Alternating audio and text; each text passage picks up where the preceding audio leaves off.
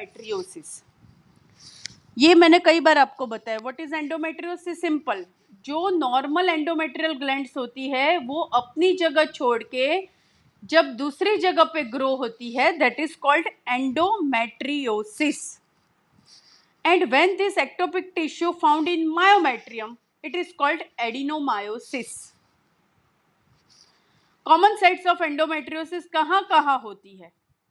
Ovaries, most commonly आपने chocolate cyst सबने सुना होगा, it is a kind of endometriosis. Second is pelvic peritoneum.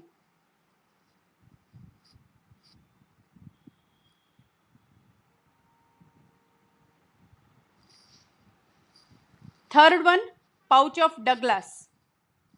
Fourth is uterosacral. अभी मैं एक एक बताती हूँ। जब एंडोमेट्रियल टिश्यू चॉकलेट सिस्ट में मीन्स ओवरी में जाती है तो क्या करती है, ओवरी में पूरा हर महीने थोड़ा थोड़ा थोड़ा blood, please mute your self, please, थोड़ा थोड़ा ब्लड रिफ्लेक्ट होता रहता है, यूट्रस में जाता है, फेलोपियन ट्यूब्स में होके ओवरी में। जैसे हर मेंसेस का हार्मोनल चेंजेस होता है ऐसे ऐसे ग्लैंड्स में भी होता है। तो वहां पे हर महीने का ब्लड इकट्ठा इकट्ठा इकट्ठा थोड़ा थोड़ा रहता है, और जब वो बहुत बढ़ जाता है तो वो जो ब्लड पड़ा हुआ होता है वो फॉर्म करता है, उसे बोलते हैं चॉकलेट सिस्ट। कई बार ये ब्लड वहां से बाहर निकल के सराउंडिंग, जो ऑर्गन का सराउंडिंग जो कवरिंग होता है उसे पेरिटोनियम बोलते हैं, उसमें भी ग्रो करता है। तो पेल्विक पेरिटोनियम में भी एंडोमेट्रियम होता है, एंडोमेट्रियोसिस। फिर वहां से निकल के ब्लड जाता है pouch of Douglas. What is pouch of Douglas? जो यूट्रस और रेक्टम के बीच की जो जगह है उसको बोलते हैं पाउच ऑफ डगलास। तो वहां पे भी जाता है। यूट्रस के जो पीछे के सपोर्ट है उसको बोलते हैं यूट्रोसैक्रल लिगामेंट, वहां पे भी जाता है। तो ये 4 साइट है most common site affected by endometriosis. कैसे ये होता है? First is retrograde menstruation. What is that? जितना मेंसेस बाहर आता है उतना बैकफ्लो करता है, अंदर जाता है। एंडोमेट्रियम में से बाहर शेडिंग होगा, पर यहां पे क्या होगा, वो बैक फ्लो मारेगा। तो यूट्रस, फेलोपियन ट्यूब्स, ओवरीज सब में बैक फ्लो करेगा। तो it is called retrograde menstruation. Second, chronic irritation of pelvic peritoneum by menstrual blood. मैंने बोला ऐसा कि ओवरी में से भी ब्लड थोड़ा थोड़ा टपक के पेरिटोनियम को इरिटेट करता है और वहां पे भी ये ग्लैंड्स ग्रो करती है। Rarely direct implantation on surgical scar. कई बार सिजेरियन के स्कार में, एपिजियोटोमी के स्कार में भी मेंस्ट्रुअल ब्लड वहां पे टच करेगा और वहां पे ग्लैंड डेवलप होने लगती है। तो स्कार में भी एंडोमेट्रियोसिस हो सकता है। और sometimes pollution in air, so it is like idiopathic, reason नहीं पता है। तो ऐसी सब थियरीज में जो एबनॉर्मलिटीज होती है दैट इज कॉल्ड एंडोमेट्रियोसिस। इस टेस्ट की वजह से ये ऐसा हो सकता है, ऐसा हम क्या मानते हैं। क्या होगा, क्या जो मैंने समझाया वही। The endometrial gland at ectopic site, क्या होगा कि कुछ भी कैसे भी करके जो बैकफ्लो ब्लड मारा ना, तो उसका ग्लैंड और स्ट्रोमा सपोज ओवरी में चला गया, तो वो एक्टोपिक साइट हुई एंडोमेट्रियल ग्लैंड के लिए ओवरी। तो it undergoes changes of ovarian hormone. हर महीने पे जो हार्मोनल चेंजेस होते हैं ना वो इसमें भी होंगे। सो क्या होगा, जैसे एंडोमेट्रियम हर महीने पे शेड करता है ना, ऐसे जो ग्लैंड जिस जगह पे होगी ना वहां पे भी पीरियोडिक शेडिंग करेगी। तो क्या होगा, वहां से बाहर तो ब्लड नहीं आएगा पर वहां पे थोड़ा थोड़ा ब्लड इकट्ठा होगा और it produce the mass. Consistent irritation होता रहेगा और it leads to the adhesion, encysted mass बन जाएगा. सो ओवरी में है तो क्या बनेगा? चॉकलेट सिस्ट बनेगा. दूसरी जगह है तो मास बनेगा. तो ऐसे एंडोमेट्रियोसिस डेवलप होता है. Most common presentation is between age 30 to 45 years. Common symptoms: dysmenorrhea prior to menstruation and it is severe, not relieved with NSAIDs. जिन्होंने इनफर्टिलिटी का कोर्स पढ़ा है उसमें मैंने समझाया था कि हमेशा always ask the history, dysmenorrhea relieved with NSAIDs or not. If it is not relieved with NSAIDs, it could be the endometriosis. 20% पे it is present as a menorrhagia और 40 to 60% endometriosis can leads to the infertility. So that's why it is most important to learn this topic. Diagnosis कैसे पता चलेगा? USG में chocolate cyst कैसे दिखेगी? Ground glass appearance, ground glass appearance. तो यहाँ पे मैं आपको सब अलग अलग सिस्ट के बारे में बता देती हूँ. डॉक्टर मीनास ने अच्छा क्वेश्चन राइज किया, तो ये चीज़ें जानना ज़रूरी है. तो अल्ट्रासाउंड में जब भी आपको सिस्ट मिलती है तो कितने टाइप की आप सिस्ट जनरली देखते हो? सिंपल सिस्ट आपको दिखने को मिलेगी, सिंपल फॉलिकुलर सिस्ट एक. दूसरी होती, हाँ हेमरेजिक सिस्ट. दूसरी, जितनी नाम पता है उतना बोलो. Corpus luteal cyst, corpus luteal cyst. हाँ वो क्या? हाँ पॉलीसिस्टिक ओवरी, हाँ पीसीओडी. पीसीओडी में सिस्ट, उसको सिस्ट नहीं बोलते हैं. पीसीओडी में जो होती है ना, वो क्या होता है ना कि सब लोग ऐसा समझाए थे कि पानी की छोटी छोटी गांठें बन गई है. तो वो पानी की छोटी छोटी गांठें नहीं बोलते हैं, उसको बोलते हैं मल्टीसिस्टिक ओवरी. तो जो फॉलिकल होते हैं ना, जो छोटे छोटे छोटे छोटे दिखते हैं, they are very small follicles, it is not cyst. ठीक है. तो और most common is this chocolate cyst देखने को मिलेगी. फिर कई केसेस में, हाँ बोलिए.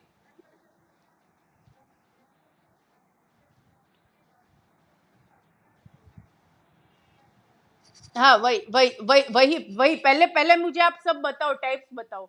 एक हमने बोला फंक्शनल सिस्ट, एक बोला कॉर्पस ल्यूटियल सिस्ट, एक बोला हेमरेजिक सिस्ट, एक बोला चॉकलेट सिस्ट, और कई बार वो लो लगते हैं सोनोग्राफी में ट्यूबो ओवेरियन मास, टीओ मास बोलते हैं उसको, ट्यूबो ओवेरियन मास.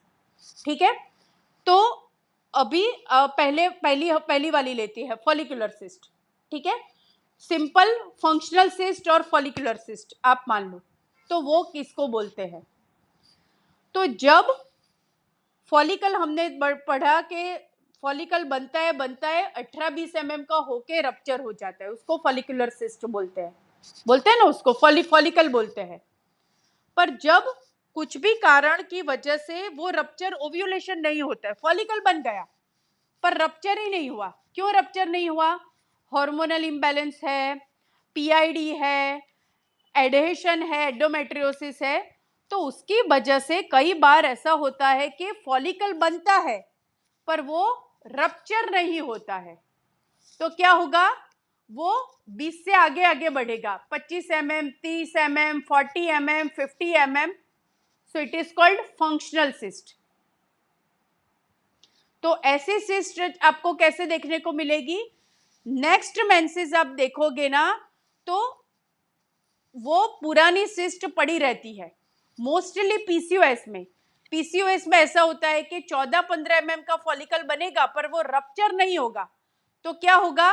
मेंसेस के दूसरे तीसरे दिन तो आइडियली क्या होना चाहिए? ओवरी क्विसेंट, यानी ओवरी में से बहुत छोटे छोटे 8-9 mm के फॉलिकल होने चाहिए. उसकी वजह से दूसरे या तीसरे दिन देखते हो तो भी आपको 20 mm का फॉलिकल दिखता है. So then it is called follicular cyst. फिर कई बार क्या होता है कि जो सिस्ट होती है वो प्रेगनेंसी रुक गई, मीन्स प्रेगनेंसी नहीं रुकी, मेंसेस आ गया, तो भी वो सिस्ट कंटिन्यू करता है, तो कॉर्पस ल्यूटियल सिस्ट उसे बोलते हैं। कॉर्पस कैसे होता है? फॉलिकल बना, ओव्यूलेशन हुआ, ओव्यूलेशन से फॉलिकुलर फ्लूइड रप्चर हुआ, फिर वहां पे कॉर्पस ल्यूटियम बनता है टू सिक्रेट एस्ट्रोजन प्रोजेस्टेरोन। वो भी सिस्ट जैसा ही दिखेगा, पर वो 25वें 26वें दिन पे फटेगा और कॉर्पस ल्यूटियम रिग्रेशन होगा। पर जब वो नहीं फटा तो भी वो सिस्ट परसिस्ट रहती है। तो फॉलिकल, अनरप्चर्ड फॉलिकल, कॉर्पस ल्यूटियल जो रिग्रेस नहीं होता है, वो जो सारी सिस्ट होती है उसको हम फंक्शनल सिस्ट बोलते हैं। उसकी टिपिकल कैरेक्टरिस्टिक्स कैसे पता चलेगी? It is always less than 5 centimetre. Functional cyst are always less than 5 centimetre. Second, जब अल्ट्रासाउंड में देखोगे तो क्लियर फ्लूइड दिखेगा उसमें, क्लियर फ्लूइड यानी सिंपल ब्लैक हॉलो जैसा दिखेगा, तो उसको बोलते हैं simple follicular cyst, simple unruptured follicle, simple corpus luteal cyst. They all are comes in the category of functional cyst. पर characteristics, it should be less than 5 centimeter, it should be clear cut appearance। तो वो लोग specific mention करेंगे cyst containing clear fluid, तो तभी उसे आप functional cyst बोल सकते हो। क्लियर? हाँ, treatment of functional cyst, treatment क्या दोगे? फंक्शनल सिस्ट है तो हाँ, ट्रीटमेंट में जनरली फंक्शनल सिस्ट में आइडियली ट्रीटमेंट देने की जरूरत नहीं होती है, पर कई बार 1 महीना पेशेंट को बोलने का वेट करो। कई बार ऐसे पेशेंट आते हैं तो मुझे दिखता है दूसरे तीसरे दिन पर, तो मैं क्या बोलूंगी? आप वेट करो। पर दूसरे महीने पे भी कई बार वो सिस्ट पड़ी रहती है, तो फिर उस केसेस में हम ओवरऑल एल कॉन्ट्रासेप्टिव पिल 3 मंथ्स के लिए दे देते हैं। जब वो 20 से 30 सेंटीमीटर के बीच में हो तो हम वेट कर सकते हैं, पर 30 सेंटीमीटर से ज्यादा हो और 30 सेंटीमीटर 30 mm, 5 सेंटीमीटर से कम और 50 mm, 5 सेंटीमीटर से कम है और 3 to 5 सेंटीमीटर है तो ओवरऑल एल फॉर 3 मंथ्स के लिए, जैसे हम कॉन्ट्रासेप्शन में देते हैं ऐसे ही मेंसेस के तीसरे चौथे दिन से शुरू करो और एक पैकेट पूरा करो, विड्रॉल लाओ अगेन दो, विड्रॉल लाओ अगेन दो। 80% cyst will disappear with this therapy, functional होगी तो, और it should be less than 5 centimetre, ये पक्का याद रखने का। अगर वो सपोज 2.5 सेंटीमीटर ही है, 33 सेंटीमीटर से कम है तो मेडिसिन देने की जरूरत नहीं है। 3 to 5 के बीच में हो तो ओसी पिल फॉर 3 मंथ्स के लिए दे देते हैं। It is the treatment of functional cyst. Clear? Clear? Okay. अगर हाँ बोलिए। सिस्ट एस्पिरेशन करना पड़ेगा, either vaginal either laparoscopic. 5 centimetre से ज्यादा है तो it is indication for surgery always. So ये क्लियर कट डेफिनेशन आपको पता होनी चाहिए कि आप कब तक ट्रीटमेंट दोगे। If it is less than 5 centimetre you can treat in a OPD, if more than 5 centimetre definitely surgery is required. ये आपको पता होना चाहिए पहले तो। Second, hemorrhagic cyst. What is hemorrhagic cyst? Simple as a functional cyst, पर कई बार वो रप्चर जो होता है ना कॉर्पस ल्यूटियम, तो वहां पे ब्लड वेसल कई बार उसके जो आगे पीछे होती है ना वो डिसरप्ट हो जाती है, मीन्स ब्रेक होती है, तो जो फ्लूइड, जो क्लियर फ्लूइड होता है ना उसमें ब्लड चला जाता है, तो उसको बोलते हैं hemorrhagic cyst. So it is same like a functional cyst, पर थोड़ा ब्लड होता है उसमें. Hemorrhagic cyst are also common with PCOD. जो पीसीओडी है ना, उसमें क्या होता है, कई बार हम क्लोमिफिन और वो सब देते हैं तो एग बन जाता है, पर वो इमेच्योर होने की वजह से ओव्यूलेशन नहीं होगा. तो वो जब तक लंबे समय तक पड़ा रहता है तो उसकी साइज बढ़ बढ़ के इट कन्वर्ट्स इनटू फंक्शनल और हेमरेजिक सिस्ट. उसकी भी same treatment. Less than 5 centimetre है तो simple overall for 3 months. 2 to 3 centimetre है, नो ट्रीटमेंट रिक्वायर्ड. अभी आता है chocolate cyst. Chocolate cyst is a grade 4 endometriosis. क्यों grade 4? Means it is the last stage of endometriosis. ऐसा हम बोल सकते हैं कि जब सिस्ट बनती है ना, तो उससे पहले तो बहुत पैथोलॉजी, उसको 10 साल से एंडोमेट्रियोसिस होगा, तब जाके चॉकलेट सिस्ट बनती है. हमने पैथोलॉजी देखा, ब्लड कलेक्ट होता है हर महीने वो एंसिस्टेड होता है और फिर वो सिस्ट में कवर होता है. So that is called chocolate cyst. Chocolate cyst है और उसको एसिम्प्टोमेटिक है, कुछ भी पेन नहीं है, कुछ भी नहीं है, और if it is less than 3 centimetre तो करना कुछ नहीं है. इवन इनफर्टिलिटी विथ एंडोमेट्रियोसिस है और साइज लेस देन 3 सेंटीमीटर है तो कुछ नहीं करेंगे. If it is more than 3 centimetre then surgery is required in chocolate cyst. It is chocolate cyst है, वो कोई भी मेडिसिन से नहीं जाएगी, आप कितनी भी मेडिसिन दे दो. पर हम डिफरेंस कैसे करेंगे? जो सिंपल और फंक्शनल सिस्ट है वो क्लियर फ्लूइड दिखाएगा. जो हेमरेजिक सिस्ट है उसमें वो लोग लिखेंगे septa are seen in the ovary, means blood के सेप्टा दिखते हैं. और जो एंडोमेट्रियोसिस सिस्ट होगी उसमें दिखेगा ground glass appearance. Ground glass यानी क्या, कैसा बताए? देखिए,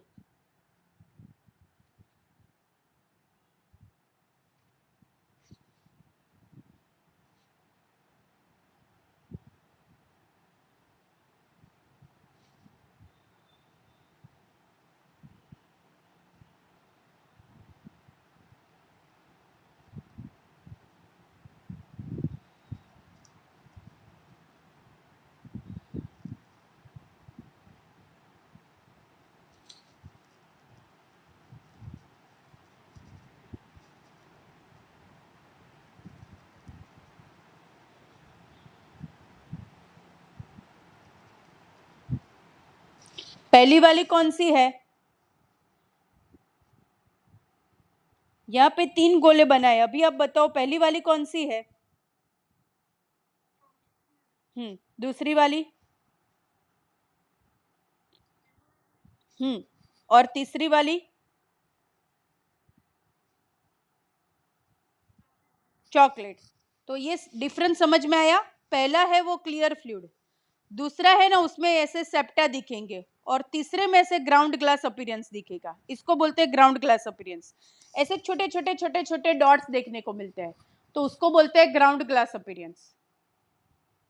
वो एक रेती का आता है, पता है, वो एक सैंड का आता है, 1 मिनट में सैंड ऊपर से नीचे जाए, नीचे से ऊपर आए, उसको ग्राउंड ग्लास अपीयरेंस बोलते हैं. So this are types of cyst.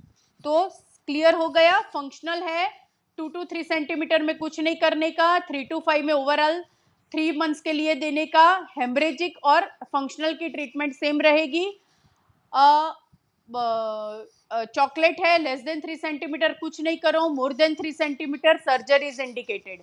Chocolate cyst की कोई मेडिकल ट्रीटमेंट नहीं है. हाँ बोलो बोलो बोलो.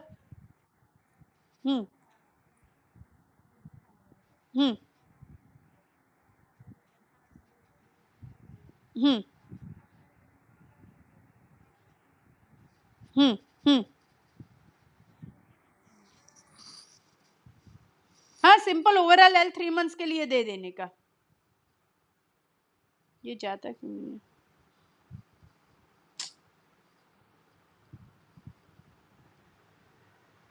हाँ बोलिए।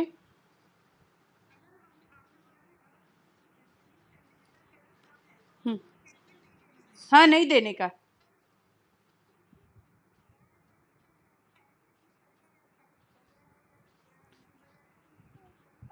आ, नहीं नहीं, 2 to 3 में कुछ नहीं करने की जरूरत है।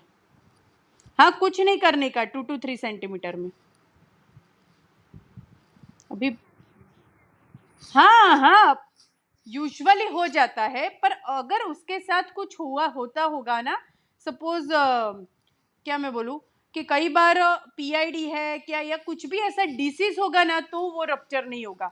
वरना सिंपल हार्मोनल इम्बैलेंस की वजह से होता है, पीसीओडी होता है, और जैसे हार्मोन की वजह से होता है ना, तो वो अपने आप क्लियर हो जाता है। इवन 5 सेंटीमीटर वाला है वो भी चला जाता है।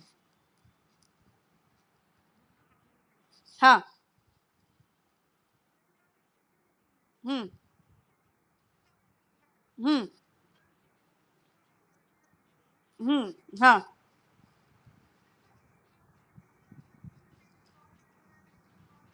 हम्म। हम्म। हम्म। हाँ तो वो तो होगा ना, क्यों नहीं होगा। ओवरी का, यूट्रस का फंक्शन सिर्फ बच्चा रखने के लिए और ब्लीडिंग होने के लिए है। जो भी कुछ भी जो हॉर्मोन्स का हमारा बॉडी का जो मेंटेनेंस होता है, दैट इज बाय ओवरी। पहले तो ये मिथ होती है कि मैम कोथली निकाले के तो ये नहीं होगा। प्रॉब्लम अगर ओवरी निकाली ना तो प्रॉब्लम होगा। सिर्फ हिस्टेरेक्टोमी किया तो कुछ प्रॉब्लम नहीं होगा। इस यूट्रस का तो कोई रोल ही नहीं है। Uterus is only for menstruation and for pregnancy. जो सारा बॉडी का वैल्यू मेंटेन होता है वो हार्मोन से होता है। अगर उन्होंने ओवरी रखी है तो ओवरी तो अपना काम करेगी। तो कई बार ओवरी हार्मोनल डिस इम्बैलेंस होने की वजह से पोस्ट हिस्टेरेक्टोमी सिस्ट बहुत कॉमन देखने को मिलती है। तो उसमें भी आपको ओवरऑल ही देने की, उसको विड्रॉल नहीं आएगा, कोई क्या होगा। But if should be less than 5 centimetre. Again, if it is more than 5 centimetre then it is a पक्का केस ऑफ सर्जरी। तो ये क्लियर कट डिमार्केशन आपको आना चाहिए। क्योंकि मोर देन 5, हाँ एक बात बोलना बताना भूल गई, डर्मोइड सिस्ट वो दिखाया आपने, डर्मोइड सिस्ट। बोलिए बोलिए, कोई बात नहीं। हाँ बोलिए बोलिए।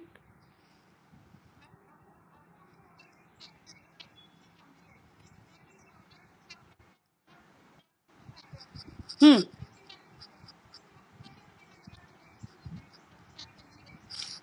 कहीं नहीं, सिंपल ओवरऑल खत्म किया ना, उसके 10 दिन बाद दूसरा पैकेट देने का। 10 दिन बाद दूसरा दे देने का। विड्रॉल नहीं आएगा इसमें। विड्रॉल कैसे आएगा। हाँ, एक पैकेट दिया, फिर 10 दिन के बाद दूसरा दो, फिर 10 दिन वेट करो, फिर तीसरा दो।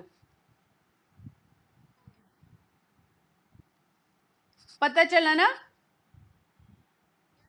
हाँ, इसमें विड्रॉल नहीं आएगा, पर आप ओवरऑल देते हो तो वो जो हार्मोनल इम्बैलेंस हुआ है ना, वो तो क्लियर हो जाएगा उसका, ओवरऑल दोगे तो।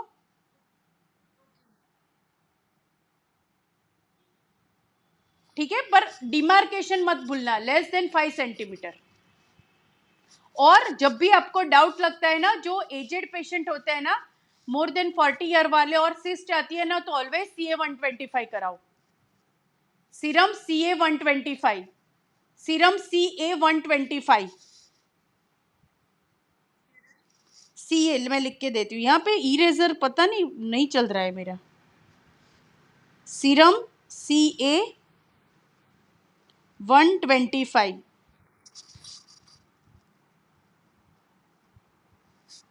दिख रहा है। ये क्या है serum CA 125, anyone nose.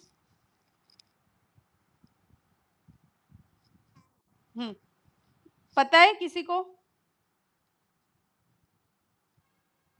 CA 125 है ना, it is a marker of ovarian malignancy.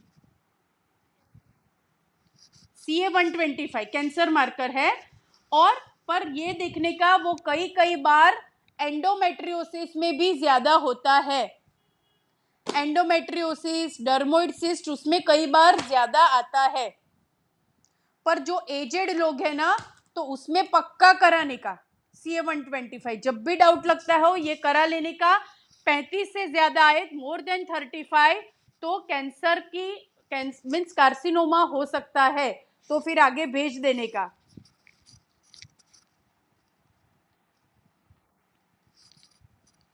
ठीक है। हाँ, मैं क्या बोल रही थी, एक डर्मोइड सिस्ट आती है, वो पता है आपको? डर्मोइड पता है किसी को? हाँ हाँ, डर्मोइड होता है ना, वो it is a germinal tumour. तो वो ओवरी में ही होता है। पर ओवरी में जो वो सिस्ट होती है ना, तो उसमें क्या होता है पता है? हेयर, दांत, फिर क्या होता है, हेयर का गुच्छा निकलता है, ऐसे बालों का गुच्छा, दांत ग्रो करते हैं, बोन ग्रो करते हैं। तो जर्मिनल ट्यूमर उसको बोलते हैं। कुछ प्रॉब्लम की वजह से ट्यूमर में ये सारे चिन्ह देखने को मिलते हैं, तो it is called dermoid cyst of ovary. तो डर्मोइड जब लिखा हुआ है, तो डर्मोइड इज अ पक्का केस ऑफ सर्जरी, उसमें आप कुछ मेडिसिन नहीं दे सकते।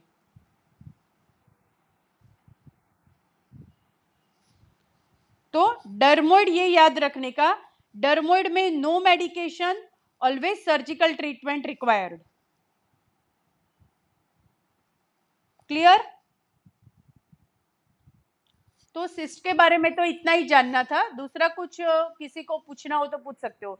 मैंने सारे सिस्ट के, हाँ बोलो। बोलो।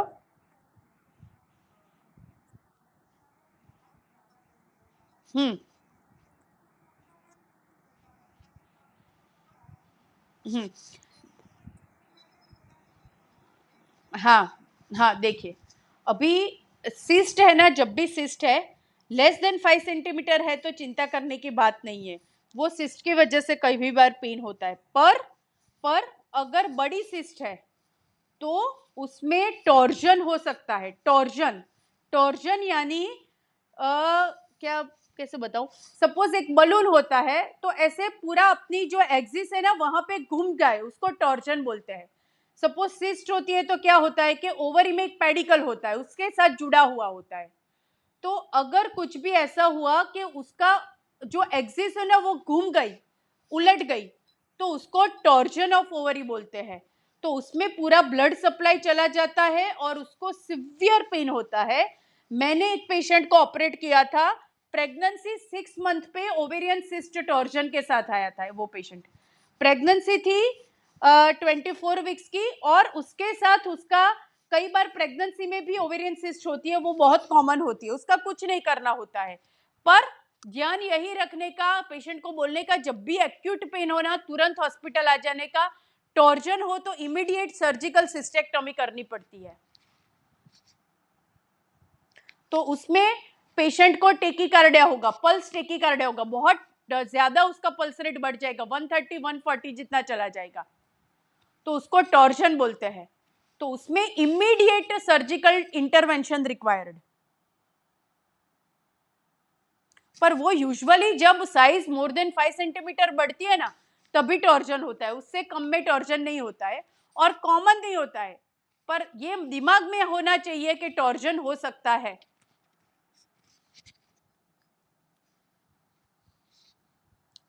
अभी सिस्ट के बारे में किसी को डाउट?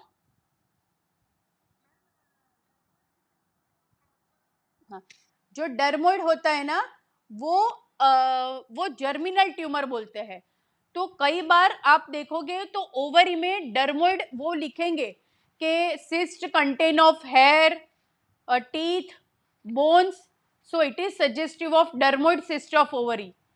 जब डर्मोइड सिस्ट ऑफ ओवरी लिखते हैं ना, तो it is a case of operative. Dermoid cyst कभी भी मेडिसिन से ट्रीट नहीं होगा, तो उसमें सर्जरी करके रिमूव ही करना पड़ता है, और पेशेंट को बहुत पेन होता है उसमें।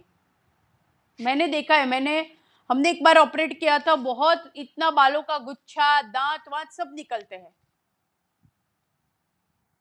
It is a germinal tumour है इसके लिए, पर बिनाइन ट्यूमर है, कार्सिनोमेटस नहीं है।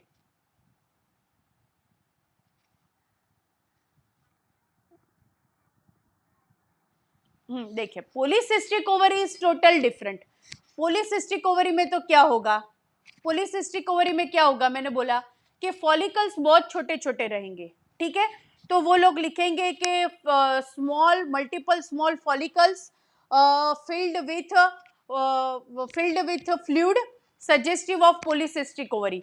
पॉलीसिस्टिक किसको बोलते हैं, हाँ, पॉलीसिस्टिक किसको बोलते हैं कि जब फॉलिकल एक ओवरी में जनरली 8 से 10 होते हैं, पॉलीसिस्टिक में 10 से ज्यादा फॉलिकल होते हैं, तो उसको वो लोग बोलते हैं मल्टीसिस्टिक।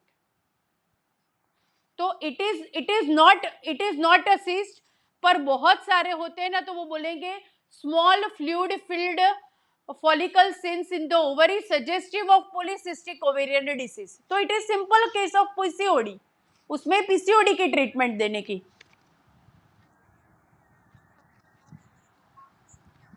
क्या क्या क्या किया, कहा, हाँ, इट इज उसका वही पीसीओडी में क्या होगा, पीसीओडी में आपने इनफर्टिलिटी का भरा था ना लेक्चर, मैंने एक वो दिखाई थी, हाँ, मैंने एक स्लाइड दिखाई थी पीसीओडी की, नेकलेस अपीयरेंस वाली। तो पीसीओडी में, हाँ हाँ, तो पीसीओडी में क्या होता है ना कि multiple small follicles arranged peripherally and androgen high है। तो उसका जो स्ट्रोमा है ना, स्ट्रोमा यानी उसका जो हार्ड पार्ट वो ज्यादा होता है, तो इट इज डेंस थिकन्ड स्ट्रोमा। तो जो ड्रिलिंग करते हैं वही करते हैं, उसका स्ट्रोमा कम करते हैं ताकि उसका एलएच लेवल डाउन जाए।